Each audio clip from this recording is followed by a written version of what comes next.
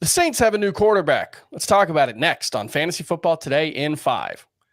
Welcome to FFT in 5. I'm Chris Towers here with Dave Richard, and Derek Carr has reportedly agreed to, or is about to agree to, a deal to sign with the New Orleans Saints. That deal is expected to be a 4-year pact, and I think it's probably an upgrade over what they had at quarterback last season. Remember, Jameis Winston and mostly Andy Dalton played quarterback for the Saints. I think Derek Carr is probably an upgrade over that. Although, if you look at the numbers over the course of their careers, Andy Dalton and Derek Carr, there's a little bit of the Spider-Man pointing at Spider-Man meme with those two guys. Dave, what are your thoughts on this? I kind of agree with you. I think that it's an upgrade in one sense and it's a downgrade in another sense. Let me tell you what Carr was better than Dalton in last year. His completion rate on passes of 20-plus air yards, his touchdown rate on 20-plus air yard throws, his yards per attempt on 20-plus air yard throws, all better than Dalton. Mm-hmm. Overall, his deep rate, better than Dalton. Took more chances than Dalton. Touchdown rate on 11-plus air yard throws, better than Dalton. Carr had 20 passes that went 45-plus air yards. Check that, 10, not 20. 20 would be a lot. 10 still good. The max he threw, 58 air yards. Andy Dalton's max was 44 air yards. So right away, we know we're getting a stronger arm. But let me tell you what Dalton was better than Carr in last year. Completion rate overall, completion rate on passes of 11-plus air yards, completion rate in goal-to-go situations, yards per attempt overall, interception rate overall, interception rate on 11-plus air yards, QBR, quarterback rating overall. Dalton was better than Carr. And remember, Carr had Devontae Adams and a little bit of Darren Waller and a little bit of Hunter Renfrow. And Dalton was better? It makes me a little bit nervous, Chris. Yeah, it makes me nervous to say that Derek Carr is about to tear into New Orleans and have himself a good year, and Chris Olave is going to be a top 12 receiver. I'm not there. I can't say that. Yeah, it's a little weird because, like, Derek Carr does have this reputation as a dink and dunk passer, but he was actually very aggressive last season. He's been a pretty good deep passer over the past 3 seasons. Obviously, him and Devontae Adams had another great year, one of the best years of his career, actually. But the two of them were clearly not on the same page as often as you would have liked. 55.6% catch rate for Devontae Adams, his lowest since 2015. That's a concern when you're talking about Chris Olave taking that next step. I think the biggest thing for me, and I'd love to get your thoughts on this, but I think the biggest thing for me is just the Saints have been a very passive offensive team over the past couple of seasons. They haven't really been willing to throw the ball down the field. Certainly, Derek Carr, 12% of his passes were 20-plus air yards. Andy Dalton, it was only 7% last season. And just overall, they've been pretty run-heavy offense.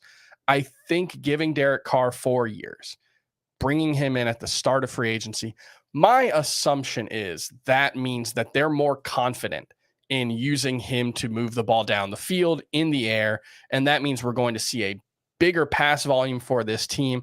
And if Chris Olave can maintain anything like a 26% target share, which is what he had in the 15 games that he played last season, and 14-yard average depth of target while playing in a higher volume passing offense, he could really take a step forward. I mean, only 4 touchdowns, but almost 1,100 yards in 15 games. Remember, he left 2 of those games early.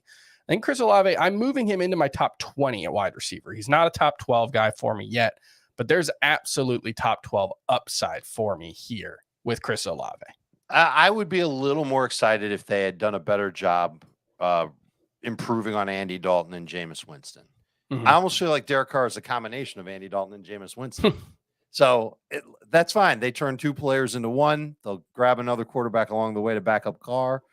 I could still see New Orleans trying to take some pressure off of Carr, but you want to talk about a situation that's murky. Check out that Saints running back group. Yep. You don't know how long we're going to have Alvin Kamara for. You don't know what Taysom Hill's impact is going to be. Taysom Hill's going to have an impact that's going to take away a little bit from Derek Carr over the course of the season as well.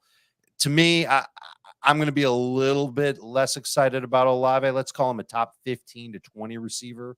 Mm-hmm. Depending on scoring, I'll like him better in full PPR than non-PPR, which is weird because he's a downfield guy and he's getting a downfield quarterback. But I feel like he's going to still get that volume, and I think that'll help him in full PPR and not as much in non PPR, especially with all of Derek Carr's accuracy issues. Carr to me is a milquetoast number 2 fantasy quarterback that you're only drafting in Superflex and 2 QB leagues.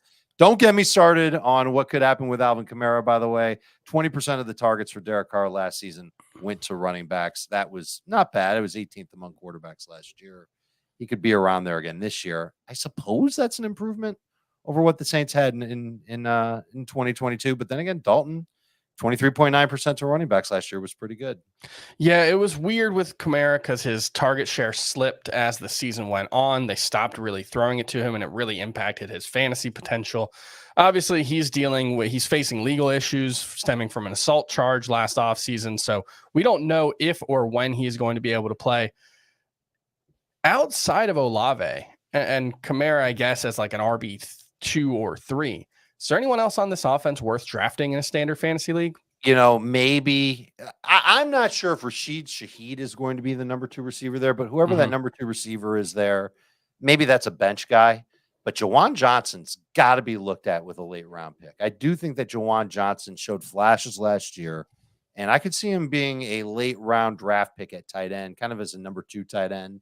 Maybe a number 1 if the schedule's not bad to begin the season, but Derek Carr leaned on Darren Waller for 4 years. Before Waller became a thing, it was Jared Cook for a season. So over the last 5 or so years, I think Carr has realized that the tight end is an important position, and Jawan Johnson can move a little bit. We'll see where that goes. All right, that's going to do it for FFT and 5, this emergency edition with the Derek Carr signing. We'll be back tomorrow to talk ranking or combine risers and fallers with Emery Hunt. We'll see you then.